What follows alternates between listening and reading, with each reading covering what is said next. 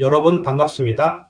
오늘부터 우리는 정보 보안 현장에서 실제로 사고가 터졌을 때 전문가들이 어떤 순서로 움직이는지 그 지도를 함께 그려보려고 합니다. 보안 사고는 단순히 불을 끄는 게 전부가 아니에요. 보안 사고는 발생하는 유형마다 접근하는 방식의 차이가 있습니다. 이러한 궁금증을 해소하고 함께 고민하기 위해 본 강의를 시작합니다. 여러분은 이 강의를 수강하는 순간 이미 초보 보안 담당자의 티를 벗으신 겁니다. 자, 그럼 본격적인 사건 현장으로 들어가 볼까요? 오늘 우리가 다룰 첫 번째 주제는 아주 흥미롭습니다. 바로 웹서버 해킹 발생, 내부 침입을 막아라라는 주제예요.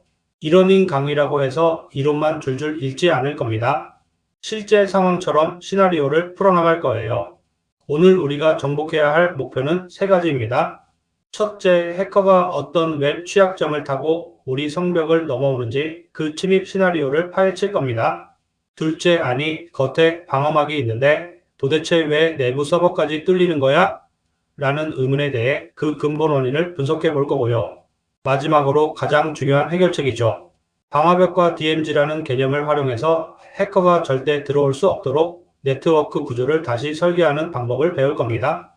오늘 강의가 끝나면 여러분은 네트워크 보안은 이렇게 하는 거구나 라고 무릎을 탁 치게 되실 거예요. 준비되셨나요? 다음 페이지에서 실제 사건 현장으로 이동하겠습니다. 오전 9시 15분 평화롭던 보안 운영센터에 갑자기 경고음이 울리기 시작합니다. 화면 속 대시보드를 보세요. 평소에는 평온하던 웹1 서버의 CPU 점유율이 무려 98%까지 치솟았습니다. 게다가 더 심각한 건 우리가 모르는 외부 IP로 대량의 데이터가 빠져나가고 있다는 신호가 잡힌 거예요. 현장의 요원들이 다급하게 소리칩니다. 대시보드가 온통 빨간색입니다. 로그 분석 바로 시작하겠습니다. 라고 말이죠. 여러분, 이런 상황이 닥치면 당황해서 아무것도 못하는 경우가 많습니다. 하지만 우리는 배운 대로 움직여야 합니다. 지금 이 상황은 단순한 오류일까요? 아니면 누군가의 의도적인 공격일까요? 이제 우리가 직접 수사관이 되어 이 사건 파일 해시태그 1의 실체를 밝혀내야 합니다. 첫 번째 미션입니다. 우선 눈앞에 보이는 현상부터 정확히 파악해야 합니다. 지금 서버 상태가 어떤가요? 웹1 서버는 거의 비명을 지르고 있습니다. CPU가 95%를 넘어서 과부하 상태이고 수강생들이 접속하려고 해도 화면이 아예 안 뜨거나 아주 느리게 뜨고 있어요. 전문 용어로 응답 속도 현격히 저하 상태입니다. 오른쪽 보안 분석 화면을 볼까요? 이제 우리는 이 현상의 원인을 좁혀나가야 합니다. 단순히 사용자가 물려서 그런 건지 아니면 서비스 거부 공격이나 SQL 인젝션 같은 해킹 시도가 있는 건지 로그 데이터를 수집해서 확인해야 하는 단계인 거죠.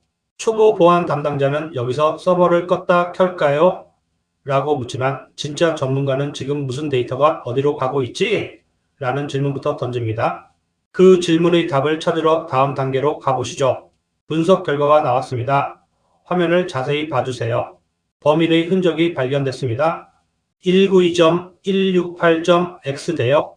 X라는 특정 외부 IP에서 우리 웹 서버로 엄청난 요청이 들어오고 있는데 그 목적지가 아주 수상합니다. 바로 업로드 파일 저장 폴더라는 경로예요. 게다가 그냥 보는 것이 아니라 무언가 데이터를 계속 밀어넣는 포스트 요청이 수차례 반복되고 있습니다. 이건 명백한 신호입니다. 해커가 우리 서버의 파일 업로드 기능을 악용해서 무언가 위험한 파일을 올리려고 시도 중이라는 뜻이죠. 대량 파일 업로드 시도인가? 라는 의심이 확신으로 바뀌는 순간입니다. 해커는 왜 하필 업로드 경로를 노렸을까요? 그리고 그가 올린 파일의 정체는 무엇일까요? 이제 본격적으로 웹 취약점의 실체를 파헤쳐 볼 차례입니다. 자, 이제 두 번째 미션으로 넘어왔습니다. 해커가 우리 집 대문을 어떻게 따고 들어왔는지 그 정체를 밝힐 시간이에요. 이름하여 웹 취약점 분석 단계입니다. 화면 왼쪽의 게시판 시스템을 한번 보실까요? 우리가 흔히 쓰는 파일 업로드 버튼이 보이시죠? 해커에게 이 버튼은 단순한 첨부 기능이 아니라 우리 서버의 심장부로 들어가는 최고의 공격 타겟이었습니다. 왜일까요? 원래 이 게시판은 이미지 파일만 올라가야 하는데 해커가 이 틈을 타서 원격 코드 실행이 가능한 악성 파일을 밀어 넣었기 때문입니다. 확장자 검증도 없었고 파일의 진짜 정체를 확인하는 마임 타입 체크도 생략되어 있었거든요. 여러분 개발자가 무심코 열어둔 이 작은 구멍 하나가 서버 전체를 넘겨주는 결과로 이어집니다. 해커가 보낸 이 파일이 서버 안에서 어떤 괴물로 변하는지 다음 페이지에서 더 자세히 살펴보겠습니다. 방금 본 공격이 왜 성공했는지 그 범인인 소스 코드를 직접 확인해 보겠습니다. 돋보기를 들고 서버 안을 들여다본다고 상상해 보세요. 원래대로라면 시스템은 이건 이미지 파일인가? 라고 물어봐야 했습니다. 하지만 화면 중앙에 보시는 것처럼 필터링 기능이 전혀 작동하지 않았어요. 그 결과 해커가 만든 webshell.php라는 위험한 파일이 서버에 그대로 저장되었습니다.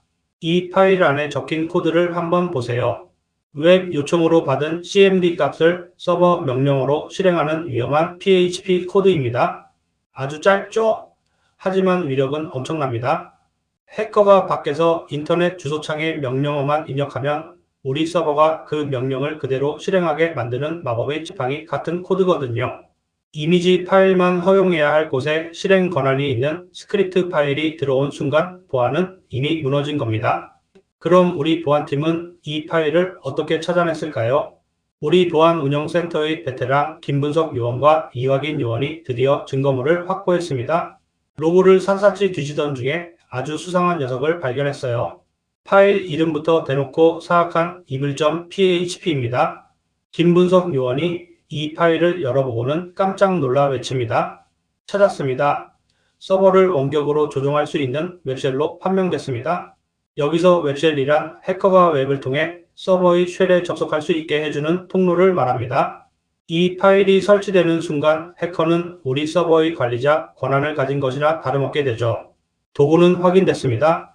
이제 이 도구를 손에 쥔 해커가 우리 서버 안에서 어떤 짓을 벌였는지 피해 규모를 파악하러 가보겠습니다. 세 번째 미션은 상황이 더 심각해지는 권한 탈취 단계입니다. 이제 해커는 단순히 문을 열고 들어온 수준이 아니라 집 안의 가구 배치를 다 파악하고 금고 열쇠까지 노리고 있어요. 화면 속 해커의 터미널을 보실까요? 그는 웹쉘을 통해 원격으로 명령어를 던지기 시작합니다. Who am I라고 쳤더니 서버가 대답합니다. 당신은 관리자 권한입니다. 라고 말이죠.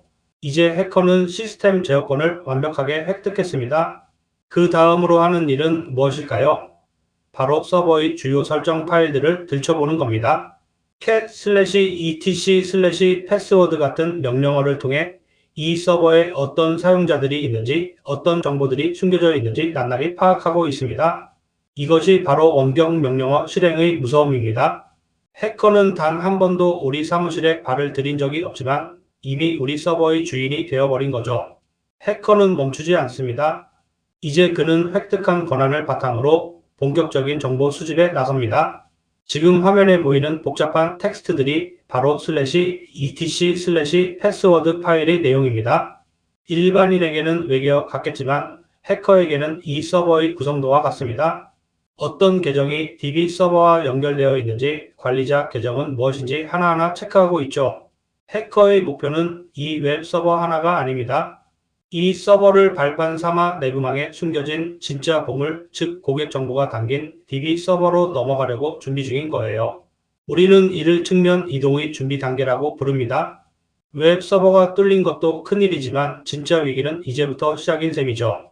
해커가 어떻게 우리 집 안방까지 들어오려 하는지 다음 페이지에서 그 긴박한 위기 상황을 계속 지켜보겠습니다. 자, 이제 상황은 최악의 국면으로 치닫습니다. 해커가 단순한 방문객을 넘어 이 서버의 절대 권력자가 되려고 시도하고 있어요. 화면 중앙의 페이지를 한번 보세요. 90%까지 찼죠? 해커는 지금 권한 상승을 시도 중입니다. 처음에는 보안이 취약한 웹 서비스 계정으로 들어왔지만 이제는 시스템의 뇌라고 할 수 있는 커널의 구멍을 찾아내어 시스템 최고 관리자 루트 권한을 뺏으려 하는 겁니다. 이 권한을 얻게 되면 해커는 서버의 모든 기록을 지울 수도 있고 우리가 설치한 보안 프로그램조차 무력화할 수 있습니다. 지금 화면 오른쪽 아래에 시스템 인테그리티 체크 페일링이라는 메시지가 뜨고 있죠? 시스템의 방어선이 무너지고 있다는 아주 위험한 신호입니다. 과연 해커는 이 서버를 완전히 장악한 뒤 어디로 향하게 될까요? 여러분, 이제 웹 서버는 더 이상 우리의 서비스를 제공하는 도구가 아닙니다. 화면을 보시면 웹 서버가 아주 무섭게 변했죠? 해커에게 완전히 점령당해 우리 집 안방을 털기 위한 숙주이자 전초기지가 되어버린 겁니다. 이제 해커는 웹 서버라는 디딤돌을 밟고 우리가 가장 소중하게 여기는 고객 데이터베이스와 사내 민감한 문서들이 있는 내부망으로 손을 뻗기 시작합니다. 이것이 보안 사고에서 가장 무서운 순간입니다. 외부에서는 웹 서버가 정상 작동하는 것처럼 보일지 몰라도 그 내부에서는 이미 우리 회사의 모든 핵심 자산을 노리는 공격이 시작된 것이죠. 해커가 내부망의 지도를 어떻게 그려나가는지 그 다음 움직임을 추적해 보겠습니다. 모두가 잠든 새벽 3시 해커의 본격적인 사냥이 시작됩니다. 해커는 점령한 웹 서버 안에서 명령어를 입력해 사내망에 연결된 또 다른 서버들을 찾기 시작해요. 화면 오른쪽 사내망 맵을 보세요. IP 주소 스캔 게이지가 올라가면서 그동안 숨겨져 있던 DB 서버와 파일 서버의 위치가 하나둘씩 드러나고 있습니다. 마치 도둑이 거실에 들어와서 안방과 서재에 무엇이 있는지 불을 켜지 않고 랜턴으로 하나씩 비춰보는 것과 같습니다. 이렇게 내부망의 구조를 파악하는 것을 우리는 내부 스캔이라고 부릅니다. 이제 해커는 어디를 공격하면 가장 큰 수익을 얻을 수 있을지 정확히 알게 되었습니다. 여기서 우리가 반드시 기억해야 할 핵심 포인트가 있습니다. 해커에게 웹 서버는 최종 목적지가 아니라는 사실입니다. 화면의 비율을 보세요. 웹 서버는 해커에게 그저 내부의 보물을 훔치기 위해 넘어야 할 열린 창문일 뿐입니다. 해커의 눈은 이미 창문 너머에 있는 소중한 데이터 DB를 향하고 있어요. 많은 보안 담당자가 창문 웹 서버만 튼튼하게 고치면 된다고 생각하지만 진짜 보안은 그 창문 너머로 해커가 더 이상 들어오지 못하게 강력한 보안 장벽을 쌓는 것입니다. 창문이 깨지더라도 금고까지는 가지 못하게 막아야 한다는 것이죠. 그럼 우리는 어떤 장벽을 쌓아야 할까요? 그 근본적인 해결책을 위해 먼저 원인을 분석해 봅시다. 해커가 침입한 지 단 10분 만에 핵심 서버까지 도달할 수 있었던 이유, 그 결정적인 허점은 무엇일까요? 바로 우리의 네트워크가 고속도로였기 때문입니다. 왼쪽 그림을 보세요. 이것을 평평한 네트워크라고 부릅니다. 경계가 없어서 웹 서버만 뚫리면 내부의 DB, PC, 파일 서버까지 아무런 제지 없이 한 번에 도달할 수 있는 구조죠. 설계 방식의 치명적인 허점입니다. 반면 우리가 지향해야 할 오른쪽 그림은 네트워크 세분화입니다. 각 구역 사이에 방화벽이라는 성벽을 세우고 출입을 엄격히 통제하는 것이죠. 이제 왜 우리 서버가 그렇게 쉽게 털렸는지 이해가 되시나요? 다음 페이지에서 이 고속도로 같은 네트워크를 어떻게 철통 보안 성벽으로 바꿀 수 있는지 그 설계 비법을 배워보겠습니다. 이제 사고가 터진 뒤 가장 중요한 과정인 근본 원인 분석 단계로 들어갑니다. 단순히 해킹당했다로 끝내면 안 되고 왜 뚫렸는지를 찾아야 똑같은 일을 안 당하겠죠? 화면을 한번 보시겠어요? 우리의 첫 번째 패착은 바로 설계의 실패였습니다. 보시는 것처럼 모든 서버가 192.168.0.x 대형라는 하나의 평평한 운동장에 모여 있어요. 구역을 나누는 성벽이 전혀 없는 겁니다. 이런 환경에서 해커는 웹 서버라는 디딤돌을 밟고 들어오는 순간 사내망 전체를 자신의 안방처럼 드나들 수 있게 됩니다. 우리는 이것을 측면 이동 공격이라고 부르는데 단일 네트워크 구조는 이 공격의 가장 취약한 형태입니다. 해커가 내부망의 주인처럼 행동할 수 있었던 근본적인 배경, 바로 이 평평한 설계에 있었습니다. 두 번째 원인은 통제의 부재입니다. 우리 회사는 비싼 방화벽 쓰고 있는데 왜 뚫렸지? 라고 의아해하실 수도 있어요. 그 답은 화면 오른쪽의 화살표에 있습니다. 대부분의 보안 설비가 밖에서 안으로 들어오는 통로만 지키고 있었지 정작 내부 서버들끼리 주고받는 내부 트래픽은 전혀 감시하지 않았습니다. 내부 트래픽은 무조건 신뢰하도록 설정되어 있었던 거죠. 이러다 보니 해커가 웹 서버를 장악한 뒤 어떤 포트로 접속하든 어떤 데이터를 가져가든 아무런 제지가 없었습니다.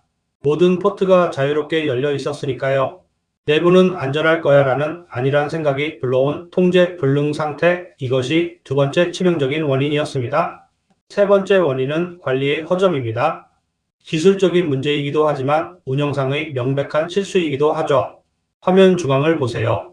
웹 애플리케이션 서비스가 시스템의 최고 관리자 권한으로 구동되고 있었습니다. 이건 정말 위험한 일이에요. 왜냐하면 웹 서비스가 뚫리는 그 즉시 해커는 별다른 노력 없이 서버의 주인 권한을 통째로 넘겨받게 되기 때문입니다. 해커는 이 과도한 권한을 이용해서 시스템 설정 파일을 마음대로 바꾸고 공격에 필요한 도구들을 마음껏 설치했습니다.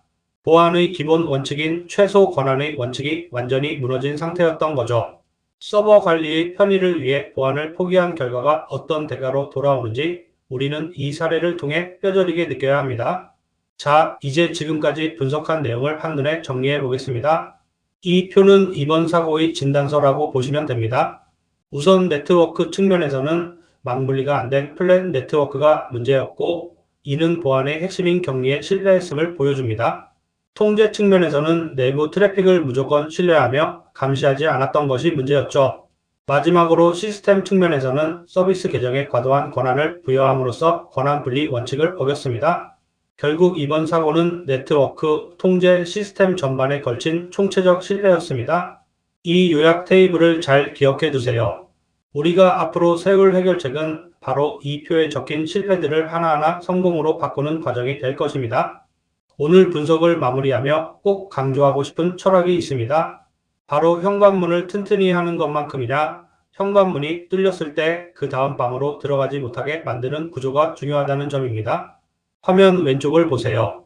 지금 우리의 네트워크는 현관문 방화벽만 하나 있고 안에는 복도도 방문도 없는 커다란 광장과 같습니다. 도둑이 현관만 따면 거실, 안방, 금고까지 한 번에 다 털 수 있는 구조죠. 이제 우리는 오른쪽 그림처럼 강력한 방어 성벽을 쌓아야 합니다. 구역을 철저히 나누고 단계별로 보안을 적용해야 하죠. 현관이 뚫려도 금고는 안전한 구조, 이것이 우리가 앞으로 설계할 네트워크 보안의 핵심입니다. 그럼 이제 이 고속도로 광장에 어떻게 성벽을 쌓을지 구체적인 해결책을 마련하러 가보겠습니다. 자, 이제 드디어 우리가 저지른 실수를 바로잡을 시간입니다. 앞서 분석한 그 고속도로 같은 네트워크를 이제는 아무나 넘을 수 없는 요새로 탈바꿈시켜야겠죠? 화면 왼쪽의 루스 아이솔레이션 상태를 한번 보세요. 단순히 보안 패치 하나만 한다고 해결될 문제가 아니라는 걸 우리는 이미 배웠습니다. 해커는 언제든 다른 구멍을 찾아 우리 내부망으로 들어올 준비가 되어 있거든요. 그래서 오늘 우리는 두 가지 핵심 미션을 수행할 겁니다. 첫째, 인터넷과 내부망 사이에 강력한 완충지대인 DMZ를 신설할 거고요. 둘째, 꼭 필요한 통신만 허용하는 최소 권한 원칙을 적용할 겁니다. 이 두 가지가 완벽하게 조화를 이룰 때 화면 오른쪽처럼 진정한 의미의 요새화된 격리가 완성됩니다. 그럼 설계도를 펼쳐볼까요? 본격적인 설계도를 함께 분석해 보겠습니다. 보안 전문가들이 가장 사랑하고 신뢰하는 DMZ 아키텍처입니다. 화면 왼쪽의 하늘색 구름 보이시죠? 우리가 믿을 수 없는 언트러스티드 영역인 외부 인터넷입니다. 여기서 들어오는 모든 접속은 먼저 외부 방화벽이라는 1차 검문소를 거치게 됩니다. 여기서 걸러진 트래픽이 도착하는 곳이 바로 중앙의 주황색 구역 DMZ입니다. 중요한 건 그 다음입니다. DMZ와 우리의 소중한 데이터가 담긴 내부망 사이에 내부 방화벽이라는 2차 검문소를 하나 더 세우는 거예요. 이렇게 되면 설령 해커가 외부 방화벽을 뚫고 DMZ에 있는 웹 서버를 장악하더라도 내부 방화벽이라는 두 번째 성벽에 가로막혀 핵심 DB 서버까지는 절대 손을 뻗을 수 없게 됩니다. 이것이 바로 진정한 의미의 이중 방어입니다. 구조를 이해했다면 이제 각 구역에 어떤 서버들을 배치할지 정해야 합니다. 이걸 우리는 역할 분리라고 불러요. 화면을 보세요. 왼쪽의 퍼블릭 존은 불특정 다수가 접속하는 신뢰할 수 없는 영역입니다. 그 옆의 DMZ 존에는 웹 서버처럼 외부 서비스 노출이 필수적인 서버들만 딱 골라서 배치합니다. 위험을 감수하는 전방 초소 같은 곳이죠. 그럼 우리의 보물인 DB 서버는 어디에 둬야 할까요? 당연히 가장 깊숙한 곳 프라이빗 존입니다. 이곳은 절대 외부에 노출되어서는 안 되는 핵심 자산만을 격리하는 공간이에요. 웹 서버는 외부에 보여주되 DB 서버는 꽁꽁 숨긴다. 이 간단한 원칙 하나가 해커에게는 넘을 수 없는 거대한 벽이 됩니다. 여러분의 회사 네트워크도 지금 이렇게 용도별로 잘 나뉘어 있나요?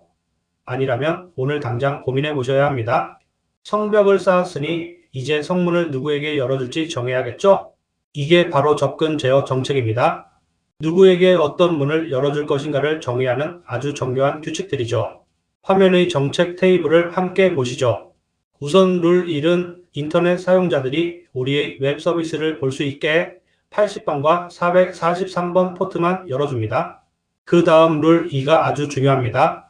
오직 DMZ에 있는 웹 서버만 DB 서버의 3306 포트로 접근할 수 있게 허용하는 거예요.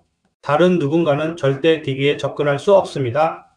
마지막으로 가장 강력한 규칙인 룰 3, 바로 암묵적 거부입니다. 우리가 허용한 것 외에는 그 무엇도 누구도 들어올 수 없게 빗장을 거는 거죠. 이것이 보안의 기본 중의 기본입니다. 모두 허용하고 위험한 것만 막는 게 아니라 모두 막고 필요한 것만 여는 것입니다. 이 차이가 여러분의 네트워크를 히트 강의급 보안 수준으로 만들어줄 겁니다. 네트워크 성벽을 다 쌓았다면 이제 성 안에 있는 서버 자체를 단단하게 만들어야 합니다. 이걸 우리는 시스템 요새화라고 부릅니다. 화면 왼쪽의 과거 모습을 보세요. 웹 서비스가 시스템의 왕, 즉 루트 권한으로 돌아가고 있었습니다. 이건 해커에게 들어오면 마음대로 다 하세요 라고 초대장을 보낸 것과 같습니다. 해커가 웹 취약점 하나만 뚫으면 바로 서버 전체를 장악해버리니까요. 그래서 우리는 권한 최소화라는 수술을 시작합니다. 웹 서비스를 위해 특별히 만든 전용 보안 계정을 설정하고 루트 권한을 완전히 뺏어버리는 거죠. 이제 화면 오른쪽의 현재를 보세요. 설령 해커가 웹 서버에 침투하더라도 그가 가진 권한은 아주 작고 보잘것없습니다. 다른 폴더를 보지도 못하고 새로운 프로그램을 설치하지도 못하죠. 밖으로는 방화벽이 지키고 안으로는 최소 권한이 묻고 있는 이 완벽한 이중 잠금 장치에 여러분의 서버도 이렇게 다이어트가 되어 있나요? 권한을 낮추는 것만으로 충분할까요? 아닙니다. 한 걸음 더 나아가 해커의 손발을 완전히 묶어버려야 합니다. 바로 실행 명령어 제한입니다. 화면 왼쪽을 보세요. 예전에는 해커가 들어와서 LS로 파일을 다 뒤져보고 캣으로 비밀번호 파일을 읽고 nmap으로 우리 내부망을 스캔하는 게 가능했습니다. 중요한 정보가 유출될 수 있는 아주 위험한 상태였죠. 하지만 이제 오른쪽을 보세요. 우리가 시스템 요새와 프로세스를 통해 권한을 박탈한 결과입니다. 해커가 똑같은 명령어를 입력해도 화면에는 퍼미션 디나이드라는 메시지만 뜹니다. 해커가 우리 서버에 들어오는 것까지는 성공했을지 몰라도 그 안에서 할 수 있는 게 아무것도 없게 만드는 것, 이것이 시스템 보안의 정수입니다. 이제 튼튼하게 고쳤으니 정말로 잘 막아내는지 테스트를 해봐야겠죠? 수리가 끝났다고 바로 퇴근하면 안 됩니다. 우리가 세운 성벽이 정말 튼튼한지 직접 때려봐야죠. 마지막 미션 최종 검증 단계입니다. 지금 우리 보안팀은 이전 사고와 동일한 방식으로 다시 한번 공격을 시도하고 있습니다. 해커의 입장이 되어보는 거죠. SQL 인젝션도 날려보고 악성 스크립트도 심어봅니다. 화면을 보시면 우리가 새로 설계한 방어 아키텍처가 공격들을 아주 꼼꼼하게 막아내고 있는 걸 확인할 수 있습니다. 요원들이 웃으며 말하네요. 이전 취약점 해결 완료, 방어 성공입니다. 라고 말이죠. 이렇게 공격 시뮬레이션을 통해 검증까지 마쳐야 비로소 우리의 대응이 완결되는 겁니다. 이 장면이 오늘 강의의 하이라이트입니다. 방어 결과를 한눈에 보여주죠. 설령 해커가 다시 한번 웹 취약점을 찾아내서 웹 서버를 장악했다고 가정해 봅시다. 예전 같으면 바로 내부망으로 고속도로를 탔겠지만 지금은 다릅니다. 화면 중앙의 블럭 마크 보이시죠? 해커의 모든 시도가 우리가 세운 내부 방화벽에 가로막혔습니다.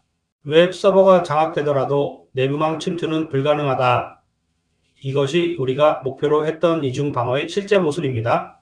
핵심 DB와 파일 서버가 있는 프라이빗 존은 이제 해커가 넘볼 수 없는 안전지대가 되었습니다.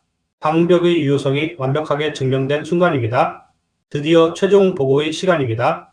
여러분이 읽어낸 성과를 수치로 확인해 보시죠. 보안을 강화한다고 서비스가 느려지거나 멈췄을까요? 아닙니다. 화면의 그래프를 보세요. 서비스 가용성은 100%를 유지하고 있습니다. 비즈니스는 평소처럼 잘 돌아가고 있다는 뜻이죠. 동시에 가장 중요한 지표인 핵심 데이터 유출 가능성은 0%에 가깝게 낮추었습니다. 제로 달성입니다. 서비스의 편리함은 유지하면서 보안의 구멍은 완벽히 메운 것이죠. 경영진과 수강생들 모두에게 신뢰를 줄 수 있는 완벽한 결과 보고서입니다. 사고 대응 로드맵이 성공적으로 마무리된 이 순간의 쾌감을 여러분도 꼭 느껴보셨으면 좋겠습니다. 오늘 1차시 강의의 대미를 장식할 키워드는 바로 심층 방어입니다. 화면의 요새를 보세요. 해커가 첫 번째 성벽을 넘었다고 좋아할 수 있을까요? 아니요, 곧바로 더 높고 견고한 두 번째 성벽을 마주하게 됩니다. 보안 아키텍처의 핵심은 바로 이겁니다. 한 번 뚫려도 다음 성벽이 버텨준다. 완벽한 보안은 없습니다. 언젠가는 뚫릴 수 있죠. 하지만 뚫렸을 때 끝이 아니라 다음 방어선이 작동하여 핵심 자산을 지켜낸다면 그것은 실패한 보안이 아니라 성공적인 방어 체계입니다. 이제 여러분의 서비스는 외부 위협으로부터 훨씬 튼튼한 요새가 되었습니다. 오늘 배운 이 심층 방어의 원리를 가슴에 새기고 실무에 적용해 보시기 바랍니다. 긴 시간 동안 고생 많으셨습니다. 오늘 우리는 실제 사고 현장에서부터 원인 분석, 그리고 방화벽과 DMZ를 활용한 완벽한 재설계까지 보안의 긴 여정을 함께 했습니다. 처음에는 막막했던 보안이 이제는 조금 더 친근하고 체계적으로 느껴지시나요? 여러분의 열정이 여러분의 서버를 그리고 여러분의 회사를 더 안전하게 만들 것입니다. 오늘 배운 내용을 복습해 보시는 것 잊지 마시고요.